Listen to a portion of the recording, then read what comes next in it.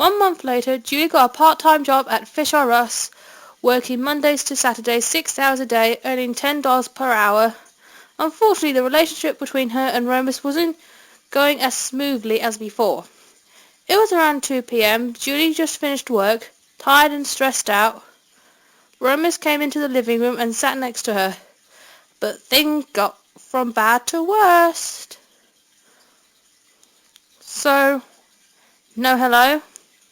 Romus groaned. Hello. Happy now? Julie sighed. You didn't mean it.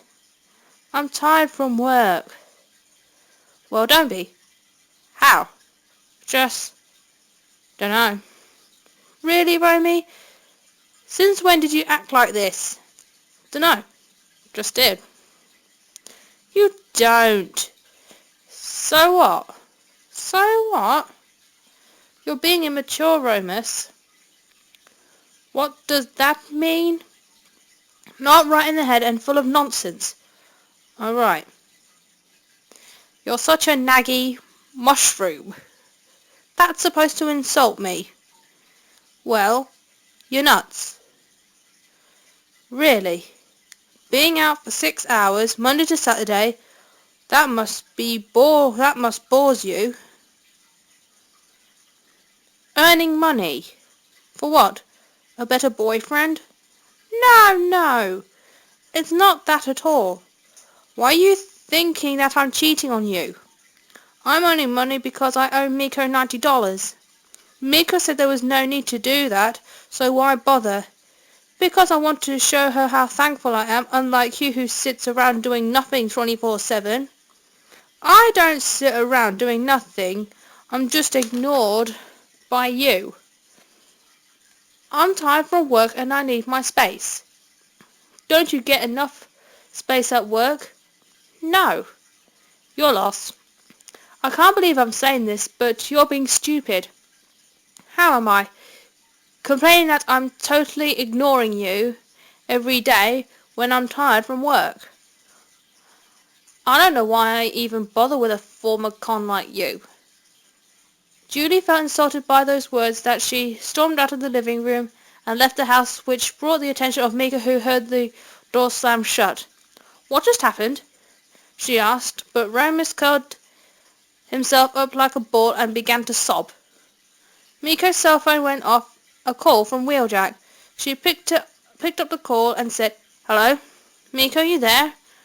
Wheeljack demanded. Is everything alright? I'm here, Wheeljack. But, what is it? Julie just left the house. Why? She and Romus had a terrible argument and she stormed out. Do you know where she is? No. Wheeljack blew into a rage, knowing that his cousin was missing, so he transformed into his vehicle mode and drove out of the base. Meanwhile, Julie was crying as she was running through the dark forest. She cried herself to sleep when she hid in a pitch-black cave.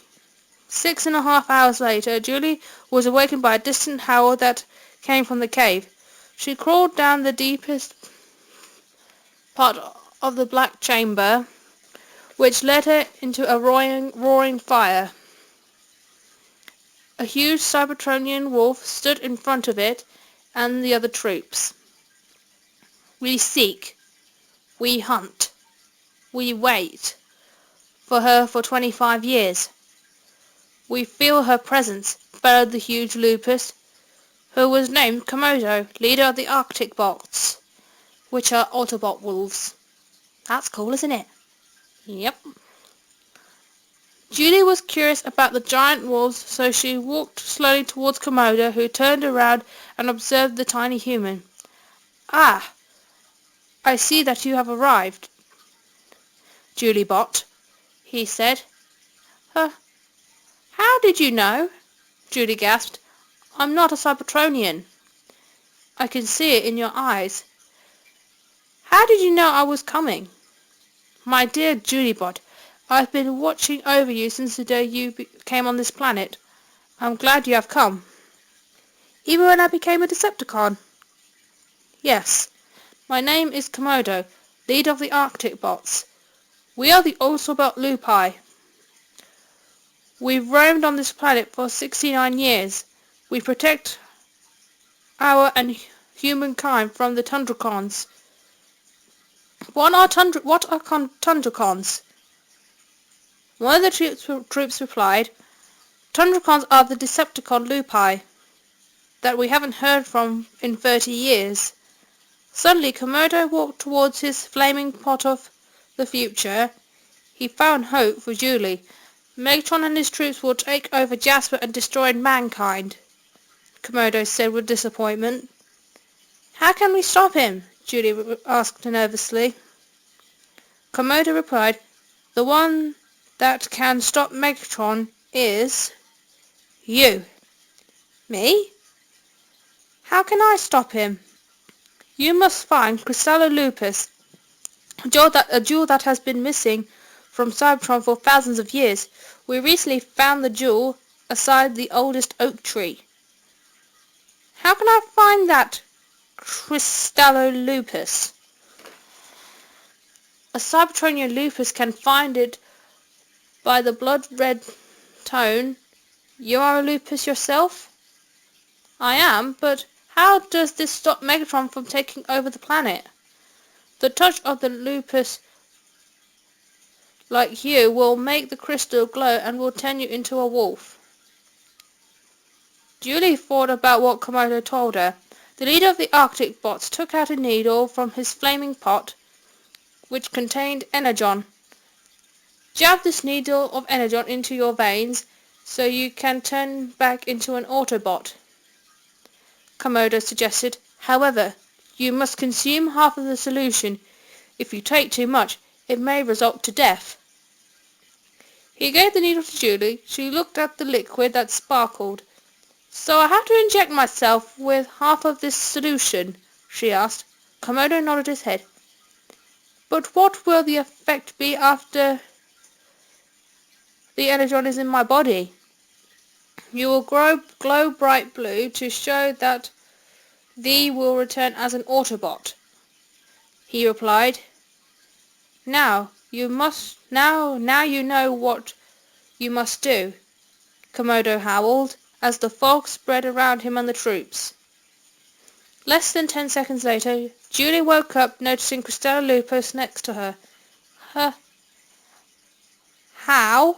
She mumbled. How did I get here? She reached out towards the gem, but remembered what Komodo said.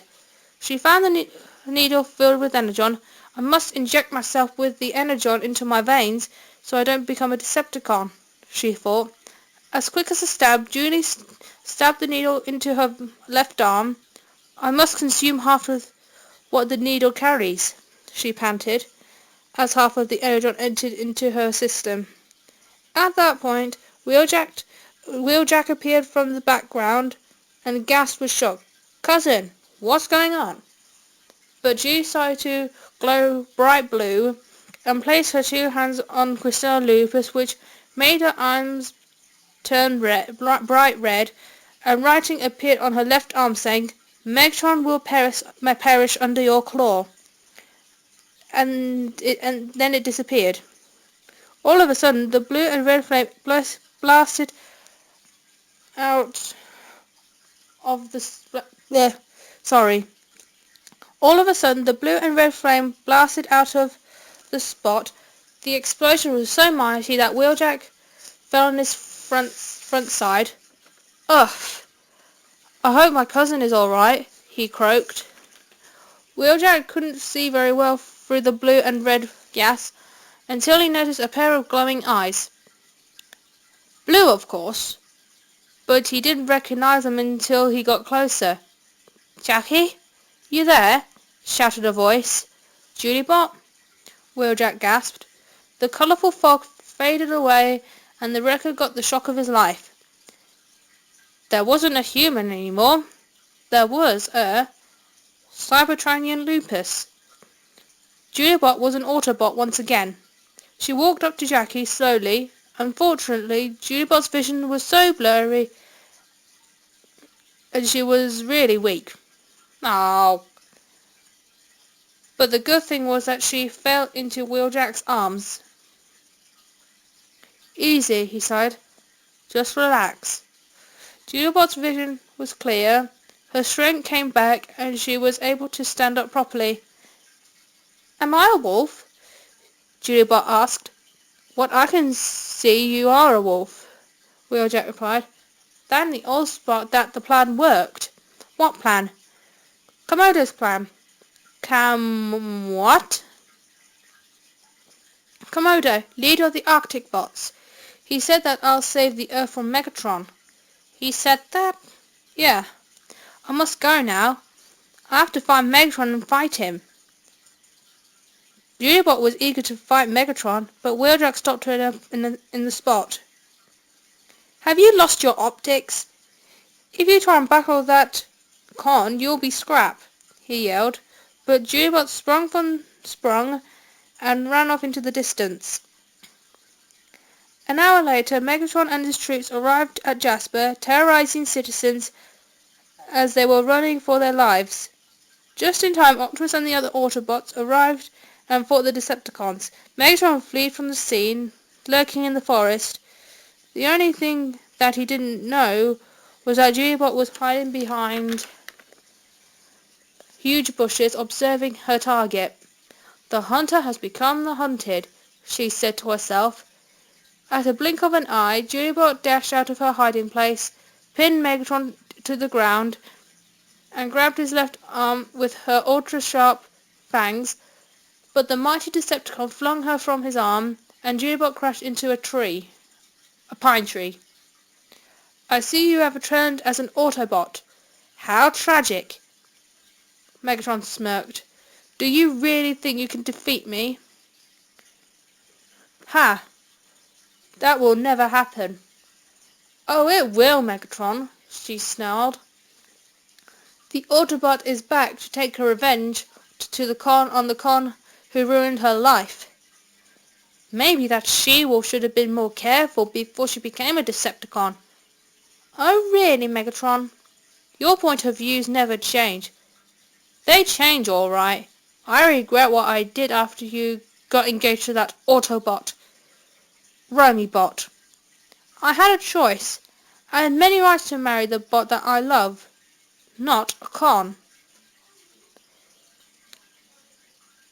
"Enough. I want to watch you burn. So bring on the fight. You're on." Megatron drew out his Dark Energon saber, ran towards Julibot, who just activated her machine guns, and blasted him with 7 shots. The shots were so strong that the Dark Energon chamber fell on the ground and smashed into pieces. Megatron gasped as he grabbed every broken piece. "My saber!" he screamed. "That's it! You have crossed the line." Megatron was about to charge at Julibot until 5 Arctic bot troops pounced on him, clawing at him, leaving scratches around his body. Julibot was shocked because she thought that the Arctic bots were in her mind, but they were all too real. Suddenly, Komodo and the other troops attended the scene, staring at Megatron. "I see you grow weaker when my troops lay their claws on you," Komodo pointed out. "Komodo, been years," Megatron gasped. "Last time we fought on Cybertron." "Indeed, Megatron. Thank the Allspark that the troops and I left that dead planet before you took over the Decepticons." "A sign of weakness." "Weakness!" "Troops, awake Ultimate Arctic," Komodo ordered. The troops howled together, which nearly damaged 50% of Megatron's hearing. Whoa, this is gonna get real good. Ultimate Arctic was the largest Arctic bot that was built on Earth. He sleeps deep down under the frosted waters. When the giant heard the howl from his creators, he rose from his slumber and detected the location where his assistance was needed.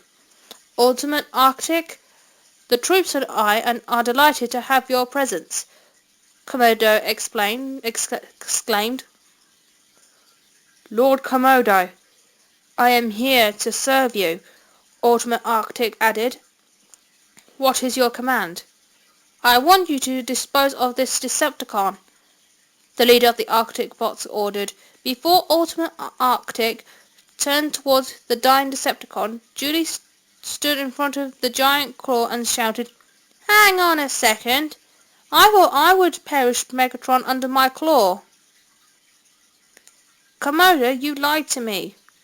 How dare you, throwing your ill words towards my master, Ultimate Arctic bellowed, who was about to crush Julibot, but Komodo stopped him in his path. Stop, he ordered. Then he turned towards the determined wolf. Julibot, the prediction will happen. Ultimate Arctic will not take on your target completely. He will just leave very little life for Megatron, enough for you to finish him off. Understood, Julibot said. After that, Ultimate Arctic activated the Supreme Blaster that wiped out all of Megatron's strength, but leaving 4.5% alive for Julibot to finish him off. The blast was so loud that it caught the attention of the other Autobots and Decepticons that were battling outside the woods. Romibot noticed the explosion where he was standing. He was concerned about Julibot, so he decided to take off to find her, but Bulkhead stopped him in his path. Where do you think you're going? Bulkhead questioned. I have to find Julibot, Romibot replied. I don't think it's a good idea to go over there. Why not? Because the explosion could be dangerous. I would have lost the love of my life once. I'm not going to lose her again. Romibot pushed Bulkhead aside and ran to the location where the explosion took place. The dust cleared. Megatron appeared to be scrap. He had very low life force. Ultimate Arctic vanished through thin air, and the other troops. Julibot gazed at the carcass. Finish him off, Komodo's voice echoed. Julibot drew out her flame sword and pointed it towards the corpse's chest. Any last words before you burn? Julibot snarled. The response was just a slight gulp. No answer? Okay, you asked for it. The female Autobot stabbed the carcass through the chest. Knockout! Megatron gasped. The weapon burnt the fallen Decepticon from the inside out. Julibot pulled out the sword and took 2 steps back. 20 seconds later, Megatron's spark was burnt, only remaining his head and scrap metal. I witnessed the death of Lord Megatron, leader of the Decepticons, she thought. But why did he say knockout? Said a voice. Julibot was wondering where the voice came from until Knockout came out of the shadows, holding his energon prod firmly. So I see you exterminated your uncle, the Decepticon medic noted. He wasn't my uncle. He was a monster that needed to be punished, Julibot added. You know I was built as an Autobot. I already knew that. What other reason should I think of? None, really. Oh yeah, to get rid of you. To be honest, I'm not surprised. What? I'm not surprised by the fact that a Decepticon thinks that he is so hard, but the truth is that he is such a coward. A coward? Yeah. Are you saying that I'm a coward? You can't deny it. I can tell it by the look in your eyes. Knockout was in denial, but that didn't stop him from carrying out his plan. He walked up to Julibot slowly, taking small footsteps, aiming the prod towards her, until a giant bowling ball knocked Knockout over like a wine bottle. The bowling ball was actually Bulkhead, who thought of the idea. Bulkhead! Julibot gasped. Hi. Bulkhead responded as he waved his arm and sat on Knockout. Sat on Knockout. How funny is that? How did you find me here? Romibot thought you were here, and I guess he was right. Alright. I know what happened between you two. He says that he regrets fighting with you. If I'm gone, tell Romibot that I forgive him. Suddenly, Knockout pushed Bulkhead off of him and punched him in the face. At a blink of an eye, Romibot jumped out of nowhere, grabbing Knockout by the throat. Juliebot was shocked to see the love of her life. But things got too ugly when Knockout's grip held onto Romibot's ankles and bashed him into the ground. Juliebot was afraid that Romibot was hurt, so she ran to him. But the good thing was that he wasn't badly hurt. "Romy!" she screamed. "Speak to me. Are you all right?" Romibot coughed a little and replied, I'm okay. I'm not hurt at all. I'm so sorry." Juliebot held his hand tightly, so tight that she wouldn't be able to let go. "Ah, such a pity scene," Knockout said sarcastically. "So sickening." "Romibot is still alive," Juliebot yelled. "No matter what happens or what you say, I'm still going to defeat you." Knockout smirked as he pulled out his chainsaw, running at a rapid speed. "You think so?" he grunted. "Dream on." Knockout pointed the machine towards Romibot, but Juliebot's flame saw blocked its route, and the burning weapon chopped the chainsaw in half. Knockout was devastated. "Ah, my chainsaw!" he yelled. Without the con looking, Juliebot and Bulkhead carried Romibot out of the forest. The three Autobots hid in a pitch-black cave. Romibot was still unconscious. "I really hope Romy wakes up," Juliebot said anxiously. "He will wake up," Bulkhead prayed. "He's a strong bot." "But what if Romy is gone?" "Hope that isn't the case." Juliebot sensed that Knockout was tracking her down. "He's looking for me. I must go." "Julie, wait. We can't just dash out." We need some kind of plan to distract Knockout." "I would agree with you there." "So, any ideas for a plan?" Bulkhead thought of a really strange plan. He whispered his idea into Juliebot's hearing. She was shocked. "You're kidding me," she gasped. "I'm not going to flirt with that con." "That's the whole point," he replied. "Act like you're single and draw him in, and I will attack him." Juliebot agreed with the plan and played along with it. She stood against a tree and looked at Knockout, who didn't notice her. "Oh, Knockout!" Juliebot called out. "I'm single and my spark is broken. I really need somebody to put me back together again." Knockout turned around and stared at Juliebot. "Oh!" Knockout sighed. "You're finally mine. Romibot is gone at last." The Decepticon walked slowly towards the bait. In the meantime, Bulkhead was tiptoeing behind the medic, with his wrecking ball out and ready. When Knockout was very close, Juliebot yelled, "No!" And then Bulkhead whacked the Decepticon that fell on the floor. "Whack him!" Ugh. "I think we just killed him," Juliebot said as she bit her lip. "I guess that was the whole point of the plan," Bulkhead pointed out. So Juliebot and Bulkhead dumped Knockout into the river, thinking that he was scrap. "That's nice." They took Romibot out of the cave and left the scene. 2 hours later, the three Autobots finally got out to the forest, but Romibot still wasn't awake. Juliebot was still worried.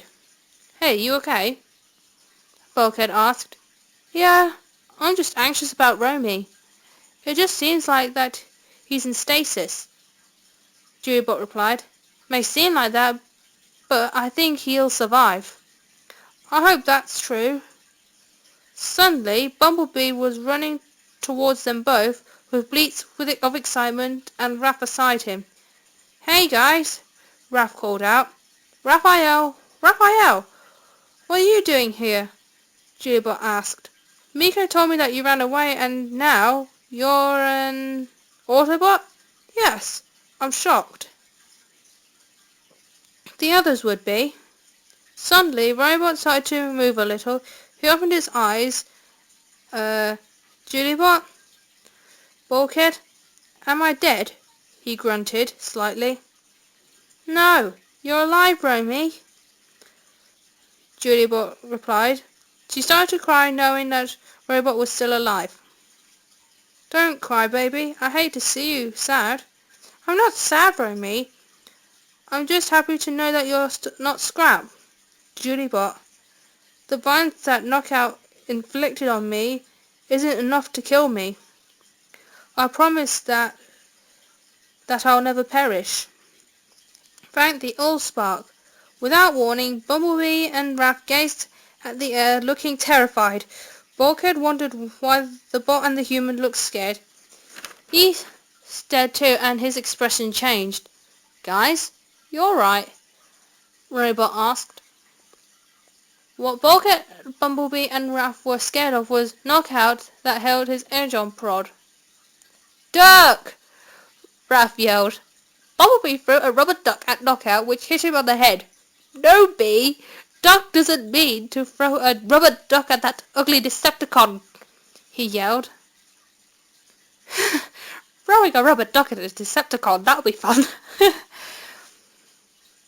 Romibot and Julibot turned around and ducked as soon as Knockout was about to whack them both with his energon prod. Thought you got rid of me, huh? Knockout scoffed. Well, that plan failed. Ha ha! I see that we followed the play perfectly.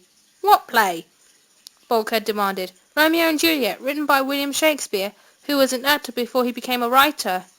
A playwright, that is. Also lived during the reign of Queen Elizabeth, Raph replied. How did you know that? Bulkhead asked. Because I did an essay which was based on him for English. So what's the link with the play and right now? The links are simple. Romeo and Juliet is about two feuding families that fight 24/7. Well, the two main characters fall in love even though they know they were meant to be enemies. That sounds like the plot that we've experienced. So tell us more. Okay, it kind of gets ugly. Romeo, who is our Romibot, murders Tybalt, who is that Decepticon here, by mistake, which the prince, who is the leader of Verona, banishes Romeo forever. Then what happens? He shares a wedding night with Juliet, who is our Julibot. The next day, Romeo has to leave. Lord Capulet forces Juliet to marry some ugly guy. Also, no, ugly, not ugly, old guy, but she refuses to do so. So Knockout is more like the old guy than Tybalt, pretty much. Haha. Indeed. As I was saying, Julibot, no, not Julibot, why do I keep saying that? Juliet goes to Friar Lawrence. Is he a guy that fries up French fries? No, he doesn't. He's a priest. He tells Juliet that if she drinks some strange poison, she'll be faking her death, making her family think that she's really dead. Sadly, Romeo hears that Juliet is really, really dead, so he buys super poison, goes to the corpse, drinks up the poison, and drops dead. Lovely. 5 seconds later, Juliet wakes up, finding her husband dead. She stabs herself, and her life is taken too. Oh, one more thing. After the families find the dead lovers, they decide to live in peace forever. After that very long summary, Romibot and Juliet were very surprised. So they both left for scrap at the end, Romibot demanded. Well, duh, Knockout cackled. That sounds like a really happy ending. Tragic, more like, Raph quoted. That's the whole point of the play. Oh, really, child? Yeah. Now I understand. The Lovebots must die to complete the story. Knockout pulled out his drill, running quickly, pointing it towards the Lovebot. So whose life should be taken first? He questioned. The nephew of Optimus Prime? My worst nightmare? Oh, how rude of me. I forgot my manners. Ladies first. Knockout aimed his weapon at Julibot's forehead. Julibot. Ha! The former Decepticon that started it all. No, stop! Romibot screamed. Take my life instead of hers. I'm begging you. Romibot, oh Romibot, wherefore art thou, Romibot? The con smirked. I never knew you were in such a rush to die so early. Well, I wish I could terminate you, but I really think that the death of Julibot will be more entertaining. For me, that is. But I don't know about you guys. The tip of the drill was about to touch Julibot's forehead until Wheeljack punched Knockout in the face, which took him off his feet and rolled down the hill. Wheeljack! Julibot gasped. You came back for me. Of course I did, he added. Wheeljack jumped down the hill. You're finished, Con, he shouted. You'll be scrapped before I'm finished with my spark. Knockout barked back. The Decepticon scratched Wheeljack across the chest, which made the damage look more dire than it looked.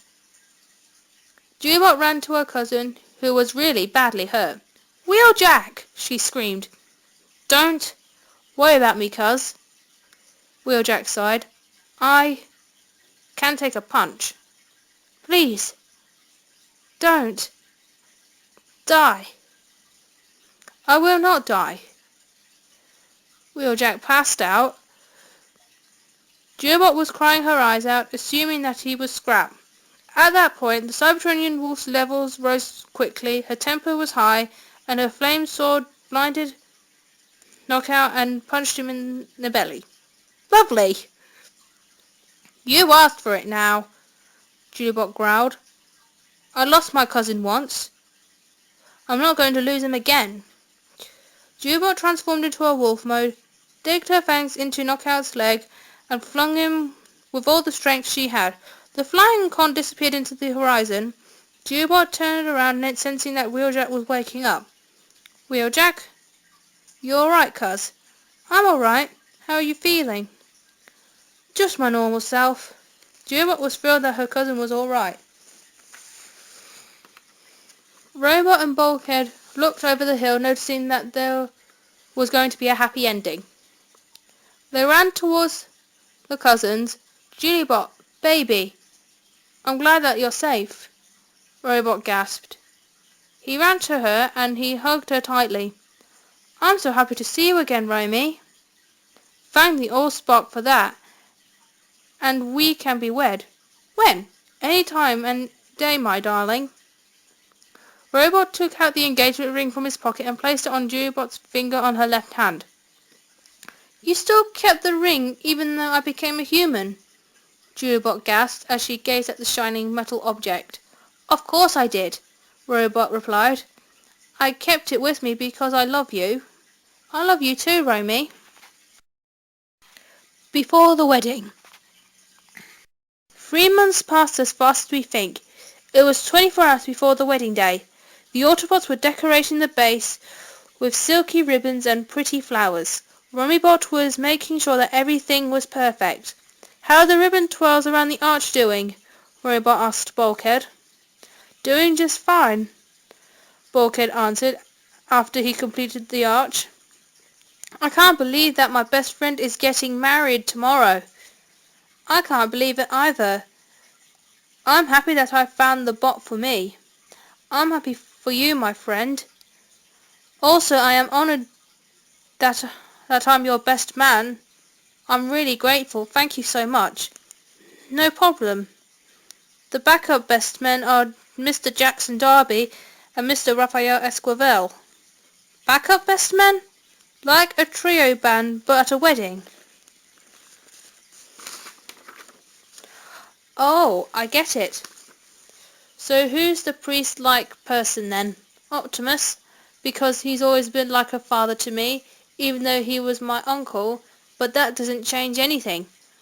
Oh, there's more. The ring bearers are Wheeljack and Bumblebee. June Darby and William Fowler are in charge of the music.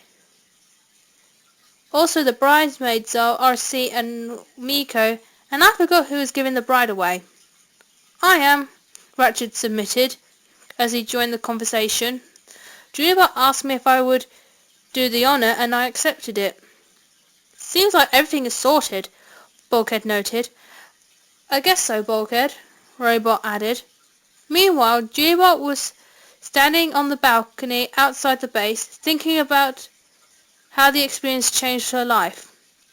Ancient grudge may break to new mutiny, but might as well build a brand new beginning for my love Romy and I. All that we've been through has changed our lives a lot, even when things didn't go as planned. I never really had a plan on how I would live my life. I never really felt the ground I walked on until I first met Romy. My life feels complete knowing that I'm going to get married tomorrow. Sadly, I wish Knockout could understand that I have my own path to walk across and choose my own way of living. Now he's far away. Who knows? Who knows when we'll meet again? May seek revenge? I don't really know. All that matters is that I'll live a happy life with Romibot. Wheeljack walked up to Julibot, placing his hand on her shoulder. You stressed out about tomorrow? He asked. Well, I wouldn't really say that I'm stressed. I'm just excited, she replied. I just wanted to say that I am honoured being your ring bearer. That's great. Even if tomorrow doesn't go perfect, I don't mind it. Everything is sorted now. The decor and the timing is done. In the morning, I'll wake up with a married cousin. Best you get plenty of rest for tomorrow.